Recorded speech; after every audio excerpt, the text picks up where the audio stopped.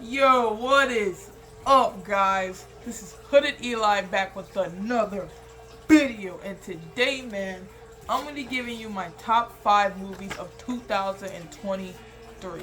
So, if you guys don't know, I personally love watching movies. I love going to the movie theater in general and just watching a good freaking movie, man. And it's one of the best feelings in this world for me right now. Just going to a movie theater and watching a good freaking movie. I enjoy a lot of types of movies. I enjoy comedy, actions, because you guys know I like Marvel and Dragon Ball Z. And that's pretty much it. That's most movies I kind of watch, just action, adventure, comedy movies. That's pretty much it. So anyway, guys, I wanted to give you my top 5 movies that I watched this year in theaters. Now there are probably some movies that you guys watch that I have not seen. For example, Super Mario movie. I have not seen that movie. I don't know what it's about. I'm personally not a huge fan of Mario. I like Mario, but I'm not a huge fan of it. That's one reason why I didn't see it. So these are only the movies I personally have seen in theater. Alright, and these are the top 5 movies I liked out of all the movies I saw in theater. Because I saw a lot of movies in theaters this year. And I'm really excited. Alright, so starting off with number 5, I'm going to have to give that to Megan. Now, Megan is a movie you probably totally forgot that came out in 2023 because I felt like it came out a year ago, which technically next month it would officially be a year since Megan came out. Megan was a really good starting movie of 2023, and I have recently watched that movie actually twice. That was a very good film. I love the fact of how Megan herself came too attached to I don't remember her name. I should have rewatched it. To the little girl so much. That's why she started killing everyone so just so she could be with her. Instead of, hey, she's possessed by a spirit of this killer, a sociopath, murderer guy like Chucky. Because that's Chucky's story, you know. Megan should have her own story, you know. So she's not possessed by a ghost. She's just a smart AI doll that was obsessed with protecting her owner. So much she was willing to do anything she needed to do. I mean, the scene where she ripped the little boy's ear off, I was like, dang. And I remember I watched this movie during the Super Bowl because personally, me, I do not watch the Super Bowl no more just because I hate watching other teams win. You know, it pisses me off, makes me angry. I didn't want to watch it, so I was like, I'm going to the movies that year. So I knew my parents were going to watch it with my dad. He invited his friend. And I was like, man, I ain't going to be here for that. I'm going to go. Anyway, I like the Eagles lost, but no, that's another side. Anyway, getting back into Megan, I really liked the film. I thought it was amazing. I think it's top 5 movie of the year for me. If maybe it's not for you, maybe something else. That's your own opinion. But anyway, yeah, I gotta give Megan a 5, bro. When she cut the dude off with the paper cutter, cut up his neck, and the other guy who's like, yeah, they're gonna think it's you that killed them. So here, hold this. And she killed them to make it look like suicide and murder. Like I thought that was pretty cool. Number 4, we got another old movie that came out pretty much early this year. I don't think a lot of people remember. I think it came out in the summer actually. I think June. And I'm talking about Transformers Rise of the Beast. Now personally me, Transformers Rise of the Beast was a pretty good film. Going back into the Transformers franchise was pretty interesting. For me, I haven't really watched a Transformers movie since the 4th one. Because after that 4th one, it was the 5th one. Never seen it. I need to. That after the 5th one, they eventually did Bumblebee, which I did not see in theaters, but I did watch. Pretty good movie. So then they eventually had this one. And Bumblebee came out a long time ago compared to when Rise of the Beast came out. So when I saw them making a new Transformers movie, I was like, alright, bro, I gotta see it. Let's see what it's about. And it's still unclear if this is a reboot or if this is like a prequel. Like, it's so confusing, you know what I'm saying? So you got people like Mirage, like, okay, well, where is he at now if this is a prequel, you know? But anyway, I love the scene. I love the scene where they make you think Bumblebee's dead. Because Bumblebee's my favorite character personally. He's a fan favorite character. I love the scene where Bumblebee's dead. And they make it think the entire movie, I'm like, I'm getting pissed. I'm like, bro, they really killed off my dog. Dang, man. And then they come back and they play the Mama Said Knock You Out, right? What's that it? Don't call the comeback. I've been here for years. Yeah, I think that's the song. Mama Said Knock You Out. When he came back shooting all the other Transformers, I was like, oh, shoot. I was clapping up, hype. And obviously, you guys probably know I'm not trying to sound too loud. There's other people in the house. But yeah, I'm just trying to sound a little low. But then I love that scene. My personal favorite scene in the entire movie. I gotta rewatch that movie too, because that movie was really, really good. And I thought it wasn't gonna be that good, but I wanted to give it a shot, and I'm glad I did. Personally, me with the G.I. Joe stuff, I'm not excited about G.I. Joe. I never really watched G.I. Joe. No, actually, I never watched G.I. Joe at all. I knew what it was, but I never watched it. It doesn't really interest me, and I hate that they're trying to stick it in Transformers because G.I. Joe, the last movie, I think it was Snake Eye, didn't do good in the box office. So why fuse those franchises together? One's succeeding and one's not, bro. Like, cut it out, man. That's in the past, bro. Number 3, we got a movie that just came out literally beginning of December. And on my list, it immediately went up. And I'm talking about Godzilla Minus One. Godzilla Minus One is probably maybe my favorite Godzilla movie of all time. And that's coming something for me. I used to grow up watching Godzilla all the time. I used to love the Godzilla 2000. I don't know how people feel about that. I used to watch old Japanese ones. I don't remember which ones I watched, but I remember I just watched a bunch of Godzilla films when I was younger. As I grow up, haven't seen them in a very long time, but I want to rewatch them now, especially after watching Godzilla Minus One. So the thing I loved about Godzilla Minus One is it's a new take on Godzilla. Godzilla was just a straight villain in this movie, which we have not seen in a very long time. He's not fighting another monster. He's not just doing his own thing. He's a straight villain, bro. He's just destroying cities, blowing them up, killing people, just straight villainy. And I loved it, bro. If that's not a word, I just made it. Villainy. And I just loved it. I was like, wow, I gotta see a sequel for this. Like, a movie's so good, I want to see a sequel. And the director did come out and say, yo, we might make a sequel to this. He wants to make a sequel. So if that happens, bro, I'll be so excited. They should make their own Japanese franchise. And I just saw they extended the release date. Not the release date. They extended the how many times it's gonna stay in theater and the theater to try to spread it to more people, bro. Because that was a good freaking movie. The thing I loved about it was atomic breath. I mean, his spikes just popping out, his back turning blue, and him just going like an atomic freaking bomb. I'm like, oh my god. When he put the thing in the mouth and the bomb and it blew up, and you just see his skin all messed up. I'm like, damn, they already hurt him that bad. And he just said, I was just like, I literally turned my brother up like, could Godzilla always do that? He's like, no. I'm like, oh, I never knew that, bro. That he had to generate. And not only that, but they had such lovable characters. I think his name is Koichi. They said his last name was something else. I can't remember his last name right now, but I think his first name was Koichi, the main character. When it comes to Godzilla films, you care literally zero about the main character. The only thing you care about is Godzilla and who he's fighting. You know what I'm saying? You don't care about nothing else. You don't care about nobody else. Just nothing. When it comes to the American film, you feel the same way too. You don't care about Millie Bobby Brown's character. No offense to her. You don't care about who her dad is, who her friends are. You don't care about who's hanging with King Kong. You don't care about that little girl that has that connection with King Kong. You don't care about none of that. You just want to see Godzilla fight somebody. And in this Godzilla Minus One, you made you really care for the character. The first time you see him, he's talking about how, oh, my plane's messed up, you gotta fix it. And they're like, everything's fine, because he's supposed to go take that plane and fly it in and basically kill himself and commit suicide, and he didn't want to do that. Like any normal person would, bro. Who wants to do that? And then when he sees Godzilla for the first time, he's like, bro, you need to shoot him. You need to shoot Godzilla. And he's just sitting there scared not to shoot him, bro. You feel for him, because you're like, bro, if I was in a position, I would have done the exact same thing. I don't want to do that, man. When he goes back to the city and he sees his entire city destroyed from, I don't know who destroyed them. I don't remember. Maybe it was subtitles going by fast a little bit. Not that fast. I just don't remember. And you see his whole city destroyed. He's like looking for his mom and dad. And his neighbor comes up to him. He's like, what are you still doing alive? Aren't you supposed to die? And she's like, this is your fault. You did this. If it wasn't for you, this would never happen. Your parents will still be alive. Da-da-da-da, da-da-da-da. And you just kind of feel for him, because he's like, bro.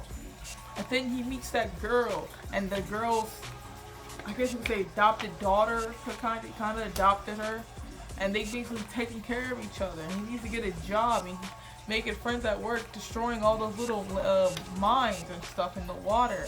And then you see Godzilla pop up again, and then you feel from him when the girl, what's her name, bro? I can't remember her name either. The girl, when she freaking gets died. Which is, we're going to talk about that in a bit. How did she not die? But when she basically dies and he's sitting there just screaming and all this black is just falling on him.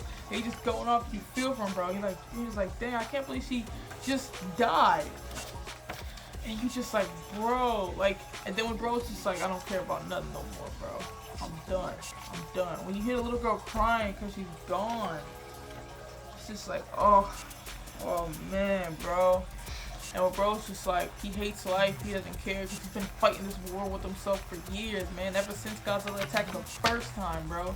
He's been fighting that for years, and that's why he never married her, even though he wanted to. Because he didn't want to marry her while he was still having, you know, problems like this, you know?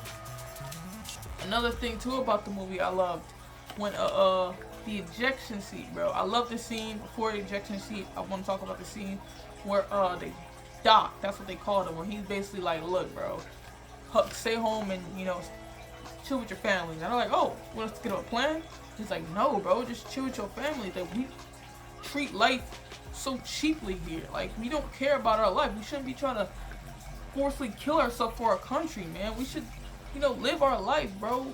Get married, you know, have a kid, bro. Buy a house, you know, get a job, have fun. But instead, we're out here blowing ourselves up just because we want to protect our country. A country that shows they didn't care about us. And I just love that scene. And then when he's Koichi's about to fly the plane, and you know he's flying, and it looks like, and all the ships they're doing everything they can to sink Godzilla, but it doesn't go down all the way. They try to bring him up, but he doesn't come up all the way. They're doing whatever they can. Nothing's working. Breaking off the ice and everything. And then you see Koichi flying in that plane. He just turns around. And he's flying to the mouth. And you hear his friends yelling, no! Koichi, no! And he flies. And you just see a bing! Right in his freaking mouth. He blows up and kills him. Everybody's like, Koichi's dead, bro. And then you see him, look! And he's flying down, bro. And he's still alive. They're all like, bro, you freaking dog, man. I thought you were dead. Like, that was such an awesome scene, which I totally knew. I was like, bro, watch, he's gonna have an ejection seat. He's gonna jump up. Because they teased that when he's like, we don't have ejection chairs in our planes, man. You're just basically killing us.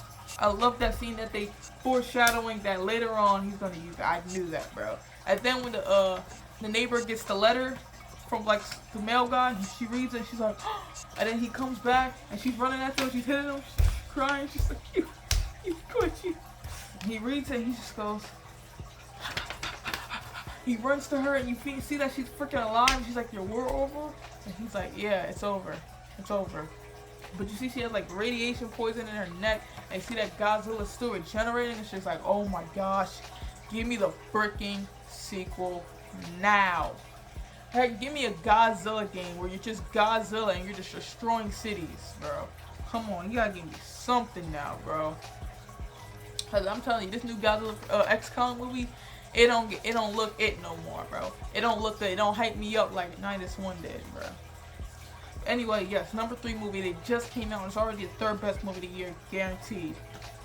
The 2nd best movie of the year, it's probably gonna be very controversial for a lot of people, but I gotta go with Across the Spider-Verse. Now, I already know, I hear it now. What? Hell, that was the best movie since 2023. What he's talking about is the highest rated on IMDb, man. I'm like, shut up, bro. As a guy who loves action, Across the Spider-Verse had very little.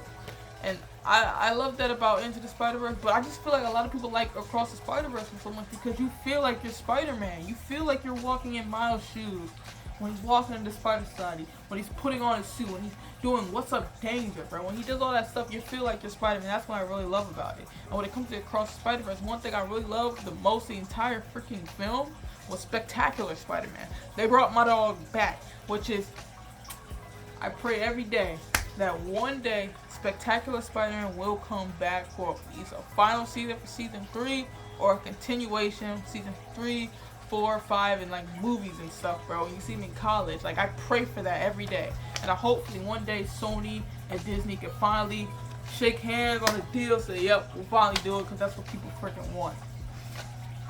That's what I want so much. They have my dog in there. That's an automatic 2 in my book. You know what I'm saying? Another thing I love the fact that Miles is just like, yo, like everyone has somebody that dies in Spider-Man. That's just how it is. And Miles is like, so all y'all know about this, hey, y'all doing nothing to change it? Doesn't that Didn't that hurt us talking about being Spider-Man? Like, we're Spider-Man, you're supposed to be saving people, and you're just supposed to let them die now, even though we know because we can't have our whole universe destroyed. It's like, bro, there's got to be another way.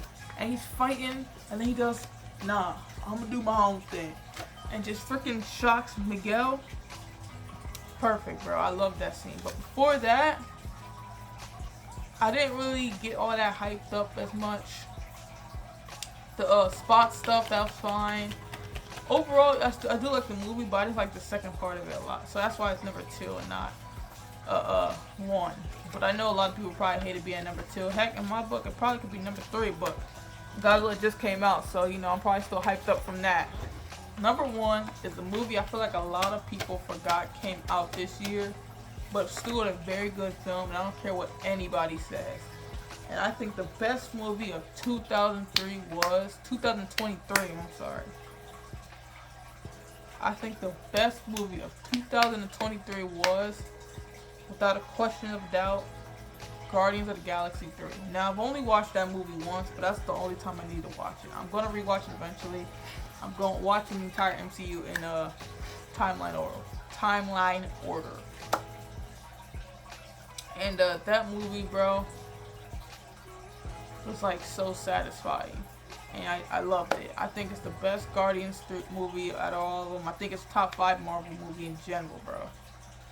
And I know a lot of people are going to say, no, it was a good film, but no, it isn't. I think you just let the hype get to you. Like Twitter, you let the hype get to you so much. Every time there's a new movie out, best movie ever made, best movie ever made, best movie of the year, best movie of the year, man. I don't care what anybody says, best movie of the year. And it's like, bro, you're just saying that because you just liked it right now. Wait until the end of the year, bro. And I feel like people were hyping it up at Guardians 3, but then Across the Spider-Verse came out, and it was just like, yeah, no, this is the best movie of the year. It's like, bro, you're just saying that because it's hyped up. And then people will come back and be like, you know what, I do like Guardians 4, and they're just going back and forth on Twitter. This is exactly why I kind of hate Twitter when it comes to talking about movies, games, TV shows and stuff, because they don't know what the heck they're talking about.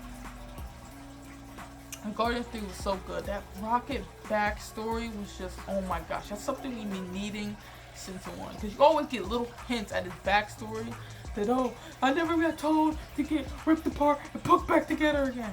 You know? And then when Yondu's telling him, like, you're just like me, boy. And you hear all this stuff, you're like, bro, I want to know his backstory. You're probably thinking I'll probably get in like a TV show, maybe a special. He's like, nah, dude, we're making it into a movie. He gets his whole backstory, and you're just watching him just get torn apart being smart. And he's like, bro. And then you hear a high evolutionary basically tell him, oh no, I'm gonna cut open your head and see why you're so smart. And then I'm gonna kill all your friends. And he's like, what? And he goes back to, yo, we gotta get out of here, bro. So he's trying to unlock his friends, and he's hugging one of them. The other one she gets shot in the back, and she falls, and he's just screaming out in pain, crying. You just feel for him. You're like, bro. I remember that entire scene. It was just focus in my movie theater. No one was talking, no eating, nothing. It was just straight quietness in my movie theater when I saw that scene. And then when he runs at him, he's attacking, and he's basically ripping the high evolutionary's face off. And when he gets done, he picks up the gun, more people coming in, and you hear his friends in the background saying, no, we gotta go now, we gotta go now, we gotta go now. He's like, what was it? It was something, Rocket, Teeth, somebody go now, something like that. And they're like, we gotta go now. Floor, I think that's what it was. Rocket, Floor, Teeth, let's go now. Rocket, Floor, Teeth. And she's just screaming that over and over and over again. And then Teeth is like, Rocket, stop, man, stop. Come on, let's just go, man. Let's stop. And Rocket picks up the gun and he shoots him. And he turns back around. He sees the other friend was shot and dead. You're just like, bro. Oh my gosh.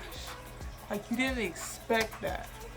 And then when you get to the scene where it looks like he's about to die, and he's seeing all his friends in heaven, and he's like, can I join you? And she's like, yeah, but not today. And he just gets sent back, and he wakes up, and everyone's just hugging him. It was just like, bro, that was such a nice scene. Then you had the hallway scene where they're freaking shooting down everybody, and all the Guardians just whooping on everybody, man. It's awesome. Then you have the other scene where Rocket's fighting the High Evolutionary, and he's like, my name's Rocket. Rocket, Raccoon. And all the other Guardians come in and start helping him, just like, boom, boom, and they're shooting like, bro, easily movie of the year for me, Guardians Galaxy 2023. But anyway, guys, Let me know what you guys think. What did you think the movie of 2023 was? Do you think it was Across the Spider-Verse? Do you think it was Guardians 3? Do you think it was -1? It has to be one of those three. Because those are the only best three movies of the year. You know what I'm saying? That's top three right there. That's a solid top three. That's the best. That's the only top three. You know what I'm saying? But anyway, thank you guys for watching this video. One more video like this video. Go ahead and comment down below. Go ahead and like and subscribe, man, if you want. Follow me on Instagram at hooded.ely. And I'll see you guys next time. Peace.